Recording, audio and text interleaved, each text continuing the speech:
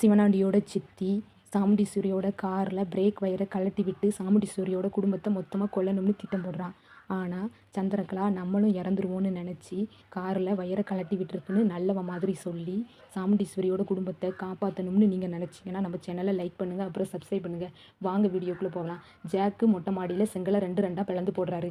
இந்த சத்தத்தை கேட்டு எல்லோரும் மாடிக்கு ஓடி வராங்க. அப்போ சாமுண்டீஸ்வரி கிட்ட இது என்ன ஜாக்குன்னு கேட்கும்போது ஜாக்கும் அத்தை நான் எக்ஸசைஸ் பண்ணிக்கிட்டு இருந்தேன்னு சொல்கிறான். அதுக்கப்புறம் மயில் ஜாக்கு கிட்ட என்ன இது செங்கலை ரெண்டு ரெண்டாக கிடக்குது, நீ என்ன அருவாளால் வெட்டி போட்டியான்னு மயில் கேட்க, அதுக்கு ஜாக்கும் என்ன மயில் இப்படி சொல்லிட்டீங்க, நான் என் கையால் தான் உடைச்சேன்னு சொல்கிறேன். நம்ப முடியலையேன்னு மயில் சொல்ல, நம்ப முடியலையா, என் ஆம்ஸை பாருங்கள், என் ஆம்ஸை பார்த்து இங்கிலீஷ் பொண்ணுங்களே பொறாமப்பட்டாங்கன்னு சொல்கிறான். அதுக்கப்புறம் எல்லோரும் கீழே வராங்க. கீழே வந்தால் வீட்டு முன்னாடி ஒரு கார் சத்தம் கேட்குது. கார் வருதுன்னு சாமுண்டீஸ்வரியும் மற்ற எல்லாரும் வெளியே பார்க்கும்போது ரங்கநாயகி அம்மா, அதாவது மினிஸ்டர் அம்மா உள்ளே வராங்க. உடனே சாமுண்டீஸ்வரியும் வாங்க மேடம்னு சொல்லிட்டு உள்ளே கூப்பிட்ட உடனே உள்ளே வந்த ரங்கநாயகி அம்மா, எங்கள் வீட்டில் வரலட்சுமி பூஜை வச்சுருக்கேன், அதுக்கு நீங்கள் எல்லோரும் கண்டிப்பாக வரணும்னு சொல்ல ரேவதியும் ரங்கநாயகி அம்மா கிட்ட அப்படின்னா என்னது மேடம்னு கேட்கும்போது, உனக்கு தெரியாதா, கல்யாணம் முடிந்த பெண்கள் எல்லாரும் வரலட்சுமி பூஜை தன்னோட கணவருக்காக பண்ணுவாங்க. நான் காலையிலே எழுந்து குளிச்சுட்டு சாமிக்கு பூஜை பண்ணிவிட்டு பச்சை தண்ணி கூட பல்லில் படாமல் அன்றைக்கி தன்னோட கணவர் ஆயுளோட இருக்கணும்னு விரதம் இருப்பாங்க.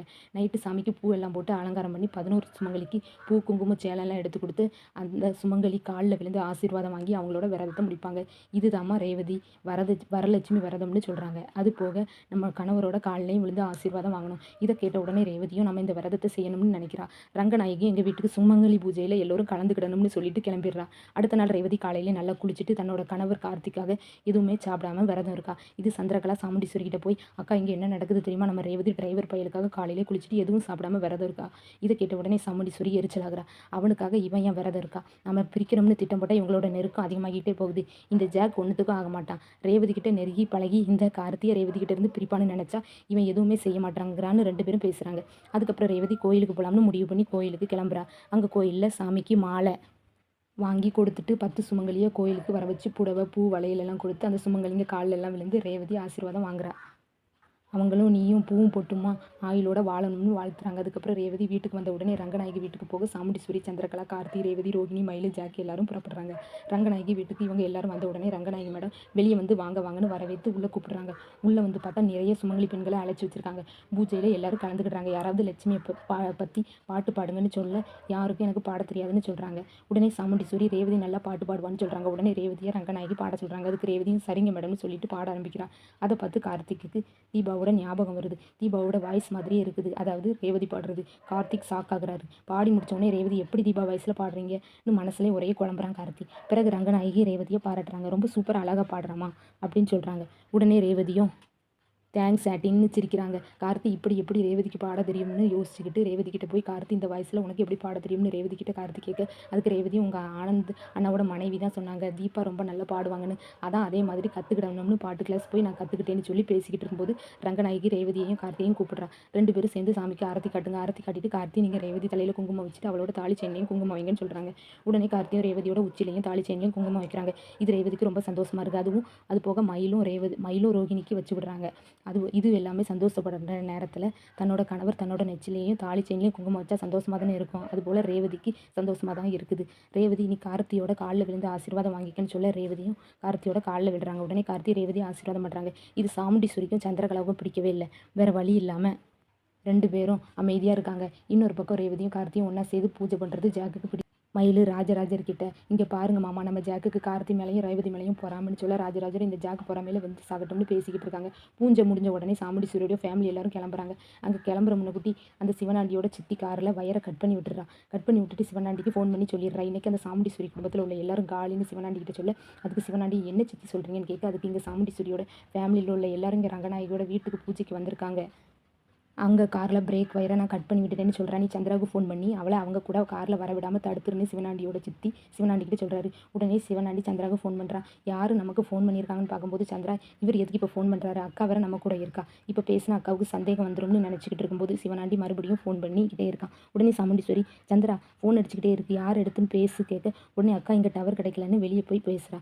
பேசின உடனே சொல்லிவிட்டு ஃபோனை எடுத்துகிட்டு வெளியே போக உடனே எதுக்குங்க ஃபோன் பண்ணுறீங்க, அக்கா கூடவே இருக்கா, கண்டுபிடிச்சா நம்ம சாப்டர் க்ளோஸ் ஆயிரும், சொல்ல சிவனாண்டியும் நீ இப்போ விஷயத்தை கேட்கலாம் நான் உன் சாப்டர் க்ளோஸ் ஆயிரும்னு சந்திரா கிட்ட சிவனாண்டி சொல்ல என்ன சொல்கிறீங்கன்னு சந்திரா கேட்குறா. அதுக்கு சிவனாண்டி என் சித்தி உங்கள் காரில் பிரேக் வயரை கட் பண்ணி வச்சுருக்காங்க, நீ அவங்க கூட காரில் வராத, ஏதாவது காரணம் சொல்லி தப்பிச்சிரு அப்படின்னு சொல்லவும் உடனே சந்திராவும் என்ன ஆச்சுன்னு கேட்கும்போது கார் வயரை என்னோட சித்தி பிரேக் வயரை கட் பண்ணி விட்டுருக்காங்க, என்ன கேட்காம எதுக்கு பிளான் பண்ணீங்கன்னு சந்திரா கேட்க சந்திரா சிவனாண்டி கிட்ட எனக்கே தெரியாது, சித்தி தான் பிளான் பண்ணி பிரேக் வயரை கட் பண்ணி விட்டுருக்காங்க, அந்த சாமுண்டி சூரியோட குடும்பம் அழியணும்னு அவங்க தான் ஃபோன் பண்ணி சொல்லிடு, சந்திராவை எச்சரிக்கை பண்ணிருன்னு சொன்னாங்க, அதான் உனக்கு ஃபோன் பண்ணேன்னு சிவனாண்டி சந்திரா கிட்ட சொல்கிறான். சந்திராவும் சரி நான் பார்த்துக்கிறேன்னு சொல்லி ஃபோனை வச்சிடறான். எப்படி இவங்க கூட போகாமல் இருக்கலாம்னு அங்கே இங்கேயும் நடந்துக்கிட்டே சந்திரா யோசிக்கிறான். அதுக்கப்புறம் வா சந்திரா போகலாம், காரில் ஏறலாம்னு சாமுண்டீஸ்வரி கூப்பிட்றா. அதுக்கு சந்திரா நீங்கள் போங்க அக்கா, எனக்கு ஒரு சின்ன வேலை இருக்குன்னு சொல்கிறேன். என்ன வேலைன்னு கேட்க அது ஒன்றும் இல்லைக்கா, ஒரு சின்ன சாமான் வாங்க வேண்டியிருக்குன்னு சொல்லிட்டு இருக்கும்போது ரேவதிக்கு டவுட் வருது. என்ன இவங்க நம்ம காரில் ஏறாமல் தப்பிக்கணும்னு நினைக்கிறாங்க, இவங்களை நம்ம காரில் ஏற வச்சே ஆகணும்னு ரேவதி மனசில் நினச்சிட்டு வாங்க சித்தின்னு கையை பிடிச்சி கூட்டிகிட்டு போகிறான். இவ வேற நேரங்கட்ட நேரத்தில் நம்மளை காரில் ஏறுன்னு கட்டாயப்படுத்துறா. நம்ம இவங்க கூட போனால் நாமளும் பிரேக் பிடிக்காமல் இவங்க கூட சேர்ந்து சாகத்தான் செய்யணும், வேறு வழியே இல்லை, நமக்காக இவங்களையும் காப்பாற்றி தான் ஆகணும்னு நினச்சிட்டு வேணும்னே சந்திரா தட்டி கீழே விழுந்துடுறான். விழுந்த உடனே பார்த்து சித்தின்னு தூக்க போகிறான். அப்போ சந்திரா ரேவதி இங்கே பாரு பிரேக் வயரை கட் பண்ணி விட்டுருக்காங்கன்னு சொல்ல ரேவதியும் சாக்காகிறா. உடனே அங்கேருந்து எல்லாரும் ஓடி வராங்க. ஓடி வந்து எல்லோரும் என்ன இது காரோட பிரேக் வயரை கட் பண்ணி விட்டுருக்காங்க, இது யாரோட வேலையாக இருக்குன்னு மயில் கேட்க உடனே சாமுண்டீஸ்வரி வேறு யார் வேலையாக இருக்கும், இது சிவனாண்டியும் முத்துவேலும் சேர்ந்து தான் இந்த திட்டத்தை போட்டிருப்பாங்க, இவங்களை சும்மா விடக்கூடாது, போலீஸுக்கு ஃபோன் பண்ணி அவங்கள உள்ள தள்ளணும்னு சாமுண்டீஸ்வரி சொல்ல அதுக்கு வேண்டாம் அத்தை, நம்ம போலீஸுக்கு போனால் இவங்க அந்த காரியத்தில் செய்யலைன்னு தப்பிச்சிருவாங்க, போலீஸும் எவிடன்ஸ் கேட்பாங்கன்னு கார்த்தி சொல்கிறான். அதுக்கப்புறம் இவங்களை கையும் காலமாக நம்ம பிளான் பண்ணி பிடிக்கணும்னு கார்த்தி சொல்கிறான். இவங்க கூட இந்த சந்திரா சித்தியும் சேர்ந்து தான் திட்டம் போட்டிருப்பாங்கன்னு நினைக்கிறாங்க. இல்லைன்னா கார்த்தி சொல்கிறான், இல்லைன்னா இவங்க நம்ம கூட வரமாட்டாங்க, எதுக்கு சொல்லணும், இவங்களுக்கும் இதில் பங்கு இருக்கும்னு ரேவதி நினச்சிட்டு கார்த்தியை தனியாக கூப்பிடுறான். கார்த்தியும் ரேவதி கிட்ட என்ன ரேவதின்னு கேட்க சித்தியும் இதுக்கு உடந்ததான், கார்த்தி அவங்க காரில் வராமல் இருக்க தப்பிப்பதற்காக நம்ம கூட வரல, ஏதோ வாங்க வேண்டியிருக்குன்னு சொன்னாங்க, நான் தான் அப்புறம் வாங்க சித்தி பிறகு வாங்கிடலாம்னு காருக்கு கூட்டிகிட்டு வந்தேன், அப்போ அவங்க காரில் ஏறாமல் கீழே விடுற மாதிரி நடித்து வயரை கட்டாயிருக்குன்னு சொன்னாங்க. வயர் கட்டானது இவங்களுக்கு எப்படி தெரியும், அம்மா வயர் கட்டானது இவங்களுக்கு எப்படி தெரியும், அம்மா சித்தியை ரொம்ப நம்புகிறாங்க, ஆனால் சித்தி நம்மளுக்கு அம்மா சித்திக்கு துரோகம் பண்ணிக்கிட்டே இருக்காங்க, ஆனால் இவங்க அப்படி நினைக்கவே மாட்டேங்கிறாங்க, அம்மா சித்தியை அவங்களோட பொண்ணுமாய் நினைக்கிறாங்க. உடனே கார்த்திக்கும் உங்கள் சித்திக்கும் அந்த சிவனாண்டிக்கு இந்த ஊரில் மரியாதையே இல்லை, அதனால தான் அம்மாவுக்கு பேரும் புகழும் கிடைக்குதுன்னு பொறாமையில் அவங்கங்கிறாங்க.